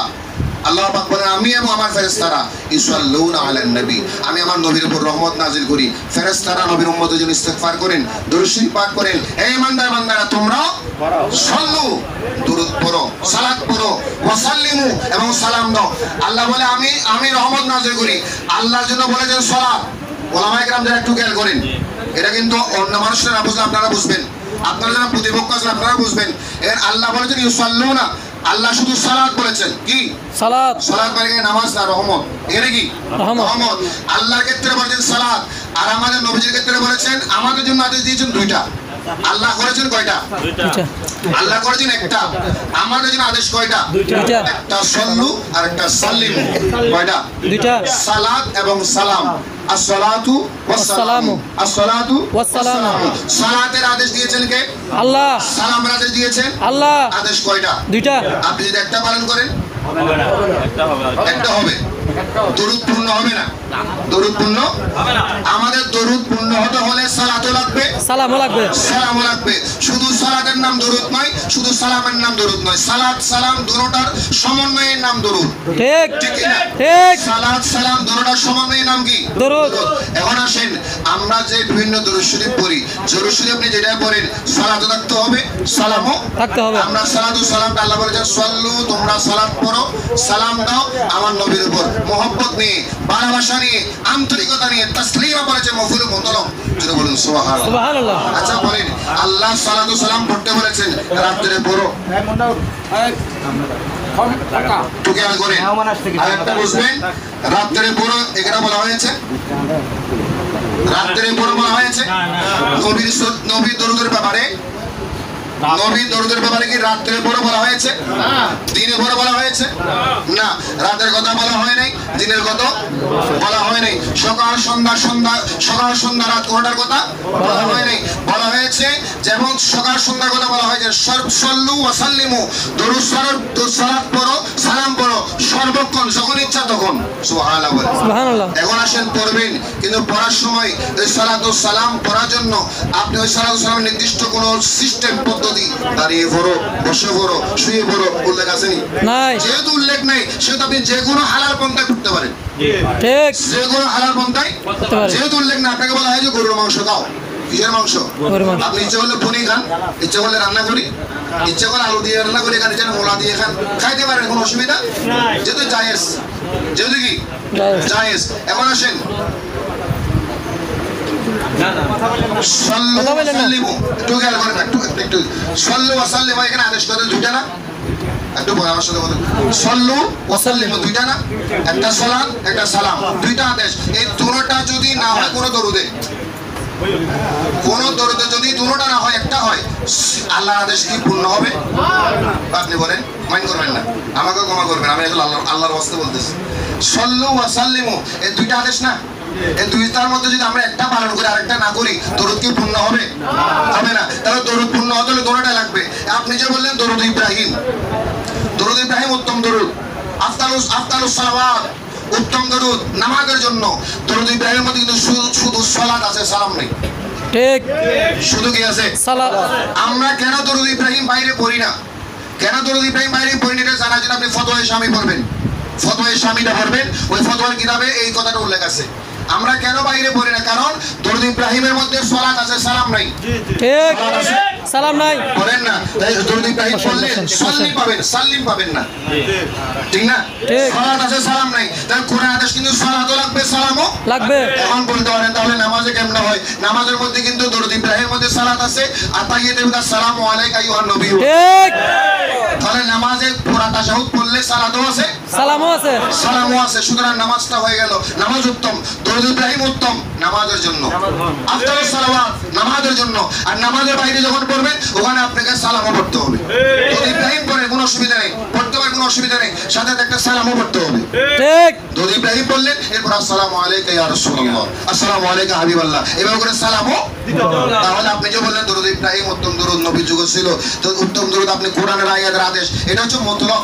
উসুলে ফিকহ তো পড়ছেন অবশ্যই, মৌলানা আনোয়ার পড়েছেন, উসুলে ফজলই পড়েছেন, যদি পড়ে থাকেন এটা মতলব। মতলবের হুকুম কি একটু বলেন তো? মতলব আর মুকাইয়াদ দুটো বিষয় আছে। আচ্ছা আপনি আমাকে বলেন আয়াতটা কি মতলব নাকি মুকাইয়াদ? সাল্লু ওয়া সাল্লিমু এই দুইটা আয়াত, এই সাল্লু ওয়া সাল্লিম এই দুইটা আদেশ, এগুলো কি মতলব নাকি মুকাইয়াদ? বলেন যেগুলো বলতে পারেন, এগুলো কি মতলব নাকি মুকাইয়াদ? যেগুলো বলতে এগুলো তো উসুলে আপনাদেরকে ডোন্ট ডিস্টার্ব, আলিম সমাজ সম্মানের সাথে আদবের সাথে দেখো কথা বলি, এখন রাখেন, এখন রাখেন, এখন রাখেন। আপনি একটু বলেন, আপনার যেহেতু বিষয়টা আপনার বক্তা, আমরা আলোচনা করতে আসছি, সেখানে আসলে অন্য কোনো বিষয় না। আমি চাই না আপনি অপমানিত হন, আমি চাই না কোনো আলেম অপমানিত হোক। এই সাল্লু ওয়া সাল্লিম এগুলো মতলব নাকি মুকাইয়াদ? উসুলে ফিকহের দৃষ্টিতে বলেন, আমার মান দিকে যাইন না। উসুলে শাহ না, উসুলে ফিকহ না, না উসুলে ফিকহ, উসুলে ফিকহ যেটাই হোক। আমাদের আজকে এই বাহাসের মাননীয় সভাপতিকে উপস্থিত আছে, মানে সভাপতির কাছে বিগত বলছি বর্তমান বলতেছি আমরা বদল জন্য প্রস্তুত করি নাই। যাক ওইটা বিষয় না, এখন প্রস্তুতির বিষয় না, এখন যে বিষয়টা দেখো রাখেন। প্রস্তুতি না থাকে প্রশ্ন না রাখেন, একটু রাখেন ভাই, আমার কথা শুনুন। ভাই হ্যাঁ হ্যাঁ হ্যাঁ ভাই একটু রাখেন, একটু রাখেন, আমার কথা শেষ করি। আমার আলোচনা শেষের পর আপনারা সিদ্ধান্ত দেবেন। আমার আলোচনা শেষ করি, ভাই একটু রাখেন।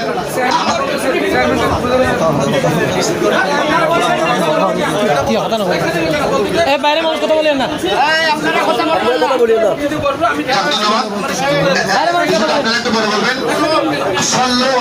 আমার কথা শেষ। সাল্লু ওয়া সাল্লিমু এটা হচ্ছে মতলব, এটা মুকাইয়াদ না। এই মতলব বলার জন্য লেখাপড়া করতে হয় না, প্রস্তুতি লাগে না, এগুলো ক্লাস 9 লেখাপড়া, ঠিক। নবম শ্রেণীর লেখাপড়া, ঠিক। আলিম লাগায়, তাহলে হাদিস লাগায়, এগুলো ক্লাস 9 লেখাপড়া।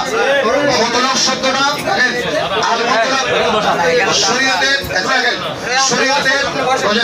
শরীয়তের মতলবের হুকুম কি? উসুলে ফিকহে মতলবের হুকুম হচ্ছে, আমরা ছাত্রদেরকে পড়িয়েছি, আল মুতলাকু ইয়াজরি আলা ইতলাকি, আছে না? কিতাবে আছে আল মুতলাকু ইয়াজরি আলা ইতলাকি, যে সমস্ত আয়াত মুতলাক মানে কোনো শর্তযুক্ত নেই, শর্তযুক্ত ছাড়া মুতলাক মানে শর্তযুক্ত, আর মুকাইয়দ হচ্ছে শর্তযুক্ত। একটা শর্তহীন, একটা শর্তযুক্ত। এটা আপনারা বোঝেন না বললাম। একটা হচ্ছে শর্তহীন, একটা শর্তযুক্ত।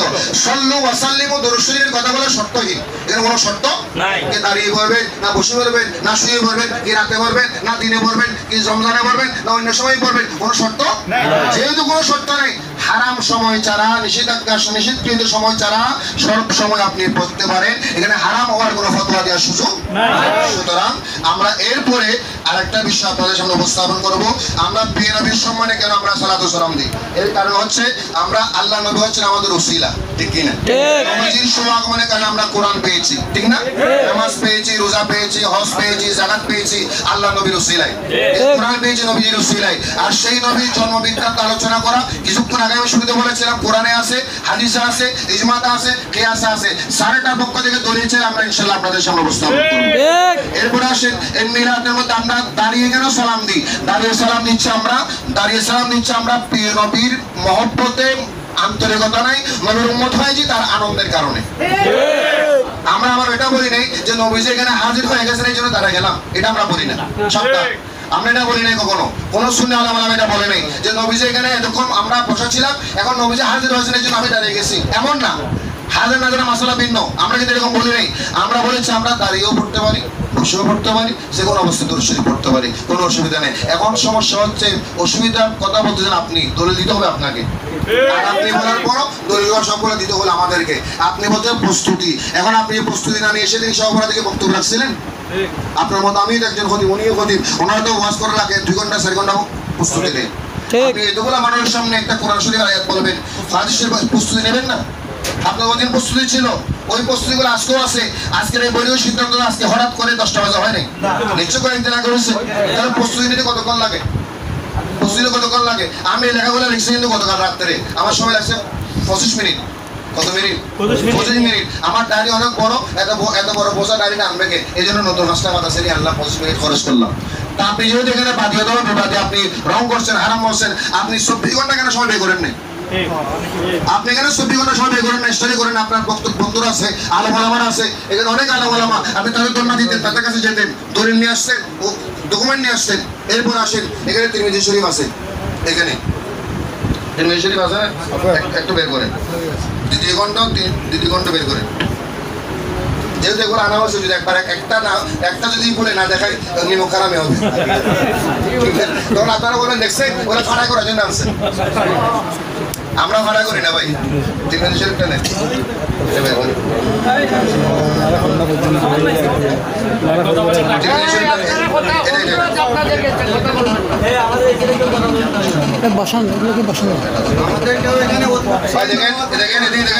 তিরমিজি শরীফ দ্বিতীয় খণ্ড 203 পৃষ্ঠা, খেয়াল করেন।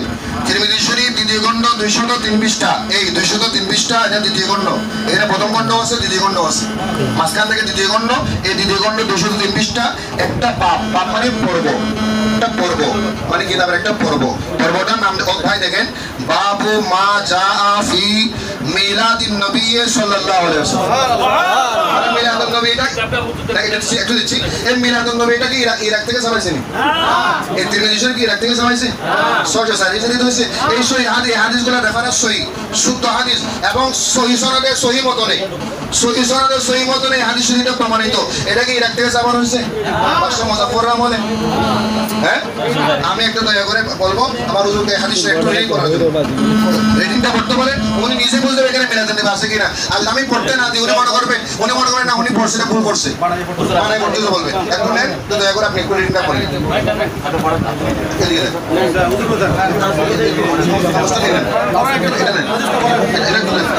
আপনি বলেন,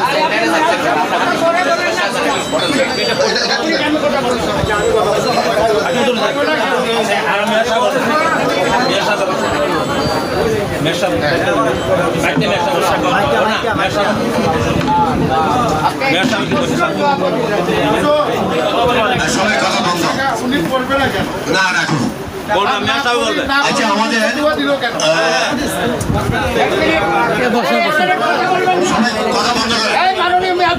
আমাদের কথা বন্ধ করে দুটা শব্দ নিয়ে এখানে কথা হইতেছে। একটা হইল যে মিলাদ, কিয়াম, এই দুটা শব্দকে হারাম বলছে। এটা নিয়ে আজকে বিতর্ক এই এলাকায়, এই সমাজে। তো এটা আমি শোনার পর আমি বললাম যে তাহলে এটা নিয়ে বসা দরকার, কারণ ইসলামের এমন কিছু বিষয় আছে যেগুলো খুব সেন্সিটিভ বিষয়, কখনো আবার মারামারি কাটাকাটি লেগে যায়। মেম্বারে বললাম যে মেম্বার, এলাকা কিন্তু শান্ত পরিবেশ থাকবে, হাদিস আছে, কোরআন আছে, হাদিস কোরআনের বাইরে কোনো কথা শুনতে রাজি না আমরা। তো হুজুরে যে ব্যাখ্যাটা আছে আমি কিন্তু প্রশ্ন করবো, এগুলো বললা হুজুরে কিন্তু এটার ব্যাখ্যা দিছে, এটাতে তুমি স্যাটিসফ্যাকশন কিনা যে না আসলে বোধ আমি ভুল করছি, নাইলে তুমি যদি মনে করো যে একাত্মতা বোধ করতেছো তুমি, যে সবাই এক দলের লোক, হ্যাঁ, তাইলে তুমি কথা বলতে পারো যে না আমাকে সময় দেন, আমি এরকম লোক আনবো, ওই দিন আমরা মোকাবেলা করবো। এক, দুই, মুসলিম পাড়ার সমাজ এতক্ষণ হুজুরের বয়ান শুনিয়া যদি মনে করেন এটা হলো আমাদের সামাজিক বিষয়, যে এই ইমামের পিছনে নামাজ পড়াটা আর ঠিক হবে কিনা, এই সমাজকে আমি বলতেছি। যদি মনে করেন যে ঠিক হবে না, তাইলে ইমাম পরিবর্তন। আর ইমামকে পরিবর্তন যে করলাম, আবার আমরা দোষের নিচে থাকবো না, আপনাকে আমরা সময় দেবো, আপনি কাকে কাকে আনবেন, আমাদের যারা আসছে তো আসছে, আপনি কাকে কাকে আনবেন, আপনি তরফ থেকে তারিখটা দেন, সেই তারিখে আমরা লোকজন এগুলো হাজির থাকবো। এবং এটা কিন্তু লিখিত স্টাম্পের মাধ্যমে।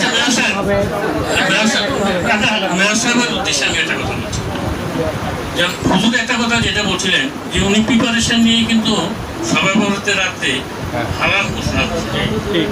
আজকে কিন্তু উনি পুরো হাউসে ওনাকে কিন্তু বারবারই বলছে যে আমরা কোরআন, হাদিস, গ্যাস এই চারটার যে কোনো একটা দিয়ে আপনি আমাদেরকে প্রমাণ করান যে হ্যাঁ উনি কিন্তু দিতে পারেন। ওনার থেকে আরো বড় একটা লোক আইনে আমাদেরকে বোঝানোর মতো এটা প্রয়োজন আছে বলে আমি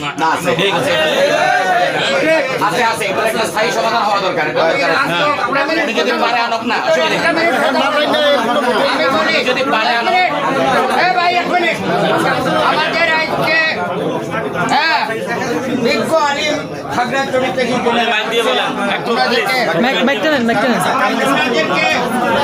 আমার মাটিরাঙ্গা পৌরসভা 9 নং ওয়ার্ডের পক্ষ থেকে ওনাদেরকে ধন্যবাদ এবং শুভেচ্ছা জানাই। সম্মানিত উপস্থিতি, আপনারা জানেন পৃথিবীর সকল সমস্যার সমাধান আল কোরআন। এখন যেটা ঘটেছে এটার সমাধান আছে কোরআনে, এটা মানেন আপনারা? পৃথিবীর সকল সমস্যার সমাধান কি? আল কোরআন। আমরা কোরআনকে বিশ্বাস করি, আর কোরআন থেকে উনি সমাধান অবশ্য দিতে হবে। কোন কারণে যদি উনি সমাধান টাইম নিয়ে, আমার মাননীয় মেয়র সাহেব বলছে ওনাকে সুযোগ দিচ্ছে টাইম নেওয়ার জন্য, ওনাকে আত্মরক্ষার জন্য মাননীয় মেয়র সাহেব আগেও সুযোগ দিচ্ছে। আপনি আপনার ভুল যদি স্বীকার করেন তাহলে এক পর্যায়ে উনি ওনার নীতিগত হবে ওই জায়গাতেই উনি আছে। কারণ ইংলিশ বেশি বুঝতে দেখি আল্লাহ পাক পরবর্তীকার ওনাকে ইংলিশ ঘোষণা করে, তাই আমি মনে করি উনি ওই জায়গাতে আছে। সম্মানিত উপস্থিতি, আমি বলি উনি যে কায়দায় কথা বলেছে এটা অত্যন্ত ইসলামের জন্য খুব দুঃখজনক। আমি বলবো মাননীয় মেয়র সাহেব ওনাকে সুযোগ দিচ্ছে, আমরা আজকে ইমাম সাহেব যা বলছে আমরা ওনার কথার সাথে আমার পুরো সমাজ একমত। উনি তার ব্যাখ্যা দিতে হবে, আর কোনো কারণে না দিলে সত্যিকার অর্থে উনি যে একজন জঙ্গি সংগঠনের, উনি একজন ইহুদির এজেন্ট বাস্তবায়ন করার জন্য আসছে, এখানে ইসলামকে ডিভাইড করার জন্য আমরা কখনো ওনাকে মাফ করবো না ইনশাআল্লাহ। ধন্যবাদ। সম্মানিত উপস্থিতি, একটু খেয়াল করে আমার বিষয় আমি শেষ করি। আজ থেকে ডকুমেন্টলি যে কথাগুলো বললাম, উনি আসলে শুনেন আমার কথা শেষ করে আমার আলোচনা এখানে শেষ। আমার শেষ কথাটা শুনেন, আমাদের আলোচনা, আমাদের সবার পক্ষ থেকে আমাদের শেষ বক্তব্য হচ্ছে এই বিষয়ে কোরআন, মিলাদ এবং কিয়াম হারাম, এই প্রমাণ উনি ওনার উস্তাদ উস্তাদের উস্তাদ উস্তাদ উস্তাদ কিয়ামত পর্যন্ত আমরা চ্যালেঞ্জ করলাম, 5 লক্ষ টাকা চ্যালেঞ্জ করলাম। জীবনেও পারবে না, এরা অতীতে পারেও না, সামনেও পারবে না। এখন যেটা বলছি, উনি যে মেম্বারে দাঁড়িয়ে এরা মসজিদকে ফাঁক না ফাঁক, এই পবিত্র জায়গায় উনি না জেনে প্রস্তুতি না নিয়ে কেন তিনি হারাম ঘোষণা করলেন? ওনার পিছনে নামাজ পড়ে নামাজ হবে না। নামাজ পড়ে নামাজ হবে না, উনি এমনি থাকতে পারে নামাজ পড়ে নামাজ জীবনে হবে না। আপনারা যদি আমাদের ফতোয়া চান আমরা স্পষ্ট ফয়সালা দেব যে উনি নবীর সামনে বেয়াদবি করছে, বেয়াদবি করছে, বেয়াদবি করছে। নবীর সামনে যারা বেয়াদবি করে এটা তো নামাজ না, নতুনভাবে তওবা করাইতে হবে, নতুনভাবে তওবা করাইতে হবে। শুধু এই নয়, এর সহযোগী যারা আছে তাদেরও করতে হবে। ধন্যবাদ সবাইকে। কথা হবে না।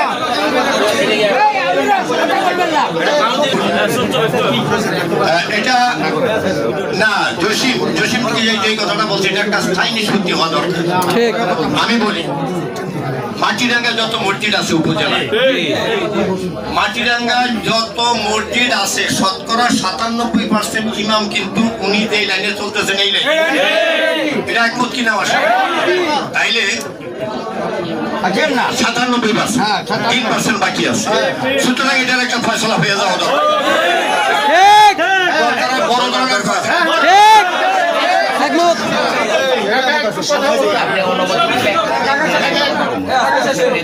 সামনে আসেন, সামনে আসেন।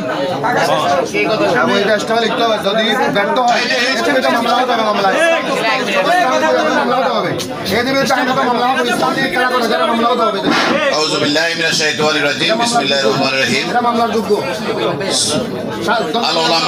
আল উলামা ওয়ারাসাতুল আম্বিয়া। শ্রদ্ধাভাজন প্রধান অতিথি এবং বিশেষ অতিথিদ্বয় এবং মাটিরাঙ্গার সর্বোচ্চ নেতৃবৃন্দ, সর্বোচ্চ পর্যায়ের নেতৃবৃন্দ আজকে এখানে উপস্থিত আছেন এবং খাগড়াছড়ি জেলার অত্যন্ত অভিজ্ঞ আমার শ্রদ্ধাভাজন কেন্দ্রীয় মসজিদের খতিব মহোদয় এবং আরো ওলামায়ে কেরাম রয়েছেন। আমরা এখানে যারা আছি আমরা সবাই মুসলমান। আমি অন্তরস্থল থেকে সবাইকে শ্রদ্ধা জানাচ্ছি এবং আজকে যে কষ্ট করে আসছেন এর জন্য আমি ধন্যবাদ জানাচ্ছি। যেহেতু আমরা মুসলমান, আমাদেরকে ইসলামের বিষয়গুলো আমরা যেগুলো জানি না এগুলা নিয়ে আমরা ফতোয়া দেওয়ার কোনো অধিকার রাখি না। আমরা সামাজিক নেতৃবৃন্দ যারা আছেন, আমাদের মেয়র মহোদয় বলেছেন এগুলা নিয়ে আপনারা কেউ উত্তেজনামূলক কথা বলবেন না, এটা প্লিজ আমার একটা অনুরোধ থাকবে। আমরা এটা আল উলামা ওয়ারাসাতুল আম্বিয়া, ওলামারা হলেন রাসূলের ওয়ারিস, এটা কিন্তু চারটিখানি কথা না। আমরা আজকে যিনি আপনাদের ইমাম সাহেব, ওনার পিছনে আপনারা নামাজ পড়েছেন, অবশ্যই নামাজ ইমামের পিছনে শ্রদ্ধা নষ্ট হয়ে গেলে আর নামাজ হয় না, এটা ওনারা আছেন, এটা বিষয়টা নামাজ হয় না। সুতরাং আমরা আপাতত আমি মেয়র মহোদয়কে দৃষ্টি আকর্ষণ করছি, যেহেতু উনি বিতর্কিত হয়েছেন এই কথাটা নিয়ে, উনি যতক্ষণ প্রমাণ করতে পারবেন না ততক্ষণ আর নামাজ পড়ানো আমার মনে হয় ঠিক না, সঠিক হবে না। এটা হলো একটা বিষয়। আর দ্বিতীয় বিষয় হলো আমি এখানে মুসল্লি যারা আছেন, আমিও মাঝে মধ্যে আসি নামাজ পড়ার জন্য, আমি ওনাদের প্রতি বিনীতভাবে অনুরোধ করব, উনি যেহেতু বিষয়টা বলেছেন, আমাদের মেয়র মহোদয় একটা গুরুত্বপূর্ণ কথা বলেছেন, এটা আমি দীর্ঘদিন যাবত লক্ষ্য করেছি। মাটিরাঙ্গা সদর মসজিদের ইমাম সাহেব এবং আমাদের যে আনোয়ার সাহেব দারুস সুন্নাহ মাদ্রাসার, আমি পরশুদিন না কাল কেমন আপনার দাওয়াত ছিল ওই যে ইসমাইলের বাইরের ওখানে একটা মিলাদ পড়েছেন উনি। আমরা ছোটকাল থেকে মিলাদটা দাঁড়ায় করে আসছি, ক্যাম্প করে আসছি, আমরা জন্ম থেকে যেটা দেখছি। কিন্তু উনি দেখলাম বসে বসে মিলাদটা, আমার কাছে খুব খারাপ লাগছে। কিন্তু আমি পারি না শুধু ওনাকে বলার জন্য যে দাঁড়ান, আপনি দাঁড়ান আমার মিলাদ পড়েন, আমার মনের আবেগটা এরকম ছিল। কিন্তু বিষয় হলো এই বিষয় নিয়ে একটা সমাধান, স্থায়ী সমাধান আমি চাই। এটা আমরা সবাই চাচ্ছি। মেয়র মহোদয়ের বিষয় নিয়ে অনেকদিন এই বিষয় নিয়ে বিতর্কের মধ্যে উনিও ছিলেন, ওনারা অভ্যস্ত। আমি আজকে ওনার সাথে কথা বলছি যে আপনারা কি ছোটকাল থেকে মিলাদ দাঁড়ায় করেন নাই? বলছে দাঁড়ায় করছি। এখন কেন এই কথাগুলো আসতেছে? সুতরাং এটা একটা স্থায়ী সমাধানের জন্য আমি আমাদের খতিব মহোদয়ের কাছে আরেকবার কষ্ট দেব আপনাকে, এবং ওনাকে বলবো আপনার এই কিয়াম না করার পিছনে যুক্তি কি আছে, আমরা কত বড় আলেমের দেশান আনবেন, এখানে একটা স্থায়ী সমাধান দরকার।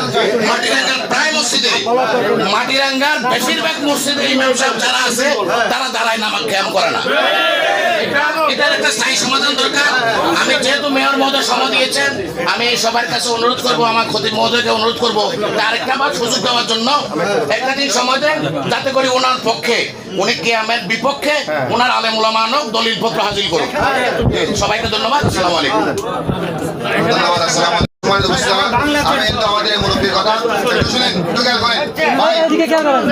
আপনি শুরু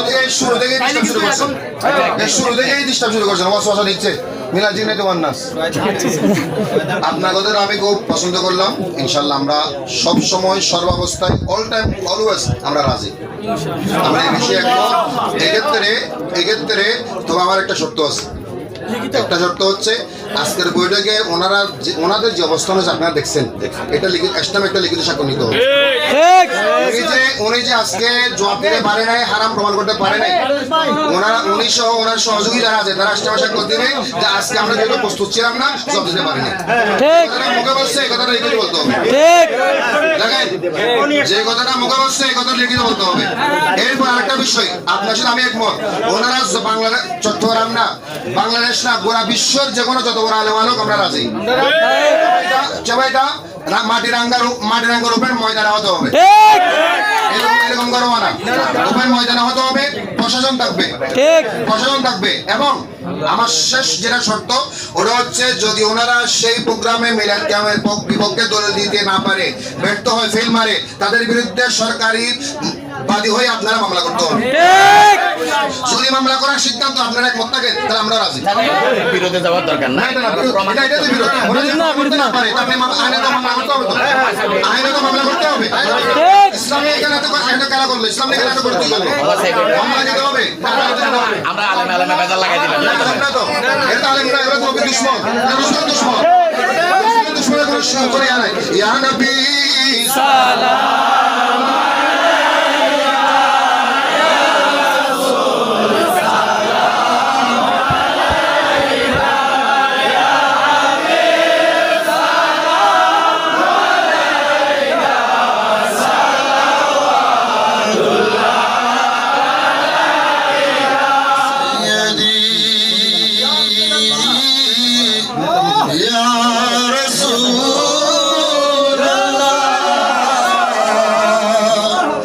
وسلم عليك يا حبيب الله আমাদের মরণের কালে নবী আপনাকে কাছে থাকবে না মরণ যন্ত্রণা,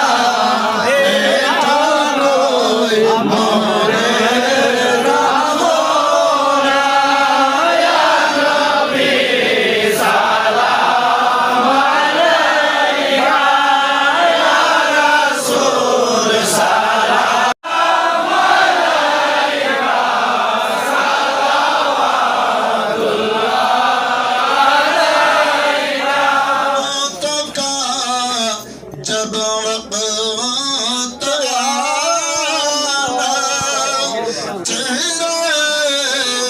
आया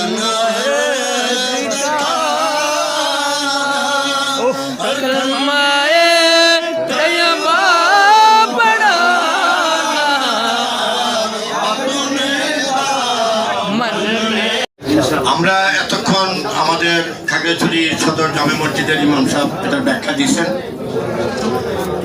আমি মনে করি যে আমাদের এখানে যারা আছে, আমিও কিন্তু কিয়ামের পক্ষে, মিলাদের পক্ষে। আলহামদুলিল্লাহ। আমি কিন্তু এগুলো নিয়ে একটু ঝগড়াঝাটি একটু বেশি চলছে আমার সাথে। তো আমার কথাটা হলো, আমাদের খাগড়াছড়ি ইমাম সাহেব হুজুর, মাটিরাঙ্গা উপজেলায়, বিশাল উপজেলা, আমাদের মসজিদ কিন্তু কম না। তো আমাদের এই মসজিদগুলোতে কি বলবো, এটাকে কোন ভাষায় যে বলবো, আমাদের সদর জামে মসজিদের ইমাম সাহেব হলো ওস্তাদ, তো শিষ্য হয়ে গেছে অনেক। আমার কথাটা হলো, যেহেতু এটা নিয়ে শুরুই হয়েছে, এটা শেষ হইতেই হবে। হয় আমরা বসে থাকবো, নাইলে তারা আমাদের সাথে দাঁড়াইতে হবে।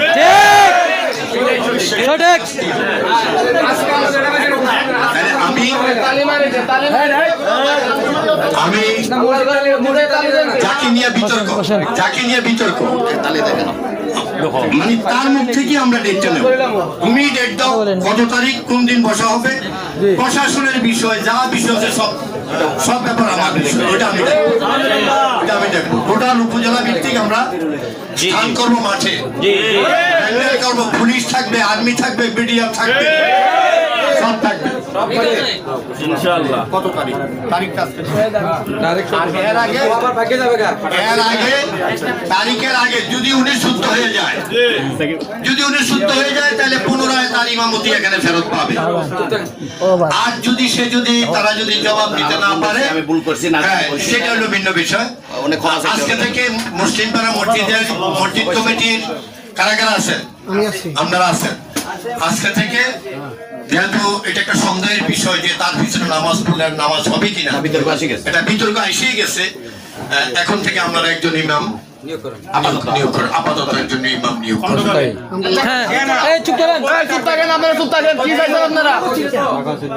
সম্মানিত হাজিরিন, আমার সমালোচনার বক্তব্যের উপরে আমি বলেছিলাম প্রচলিত মিলাদ কিয়াম নাজায়েজ ও বেদাত, উক্ত বেদাতের উপরে উক্ত বহসে উক্ত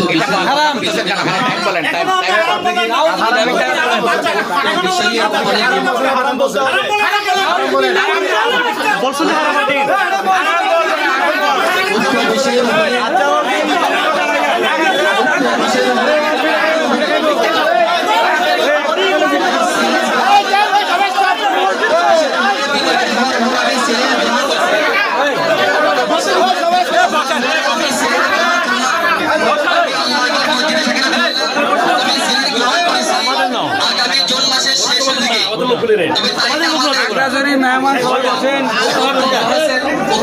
সম্মানিত নির্ধারণ করবেন। তবে জুন মাসের শেষের দিকে আমি চাচ্ছি।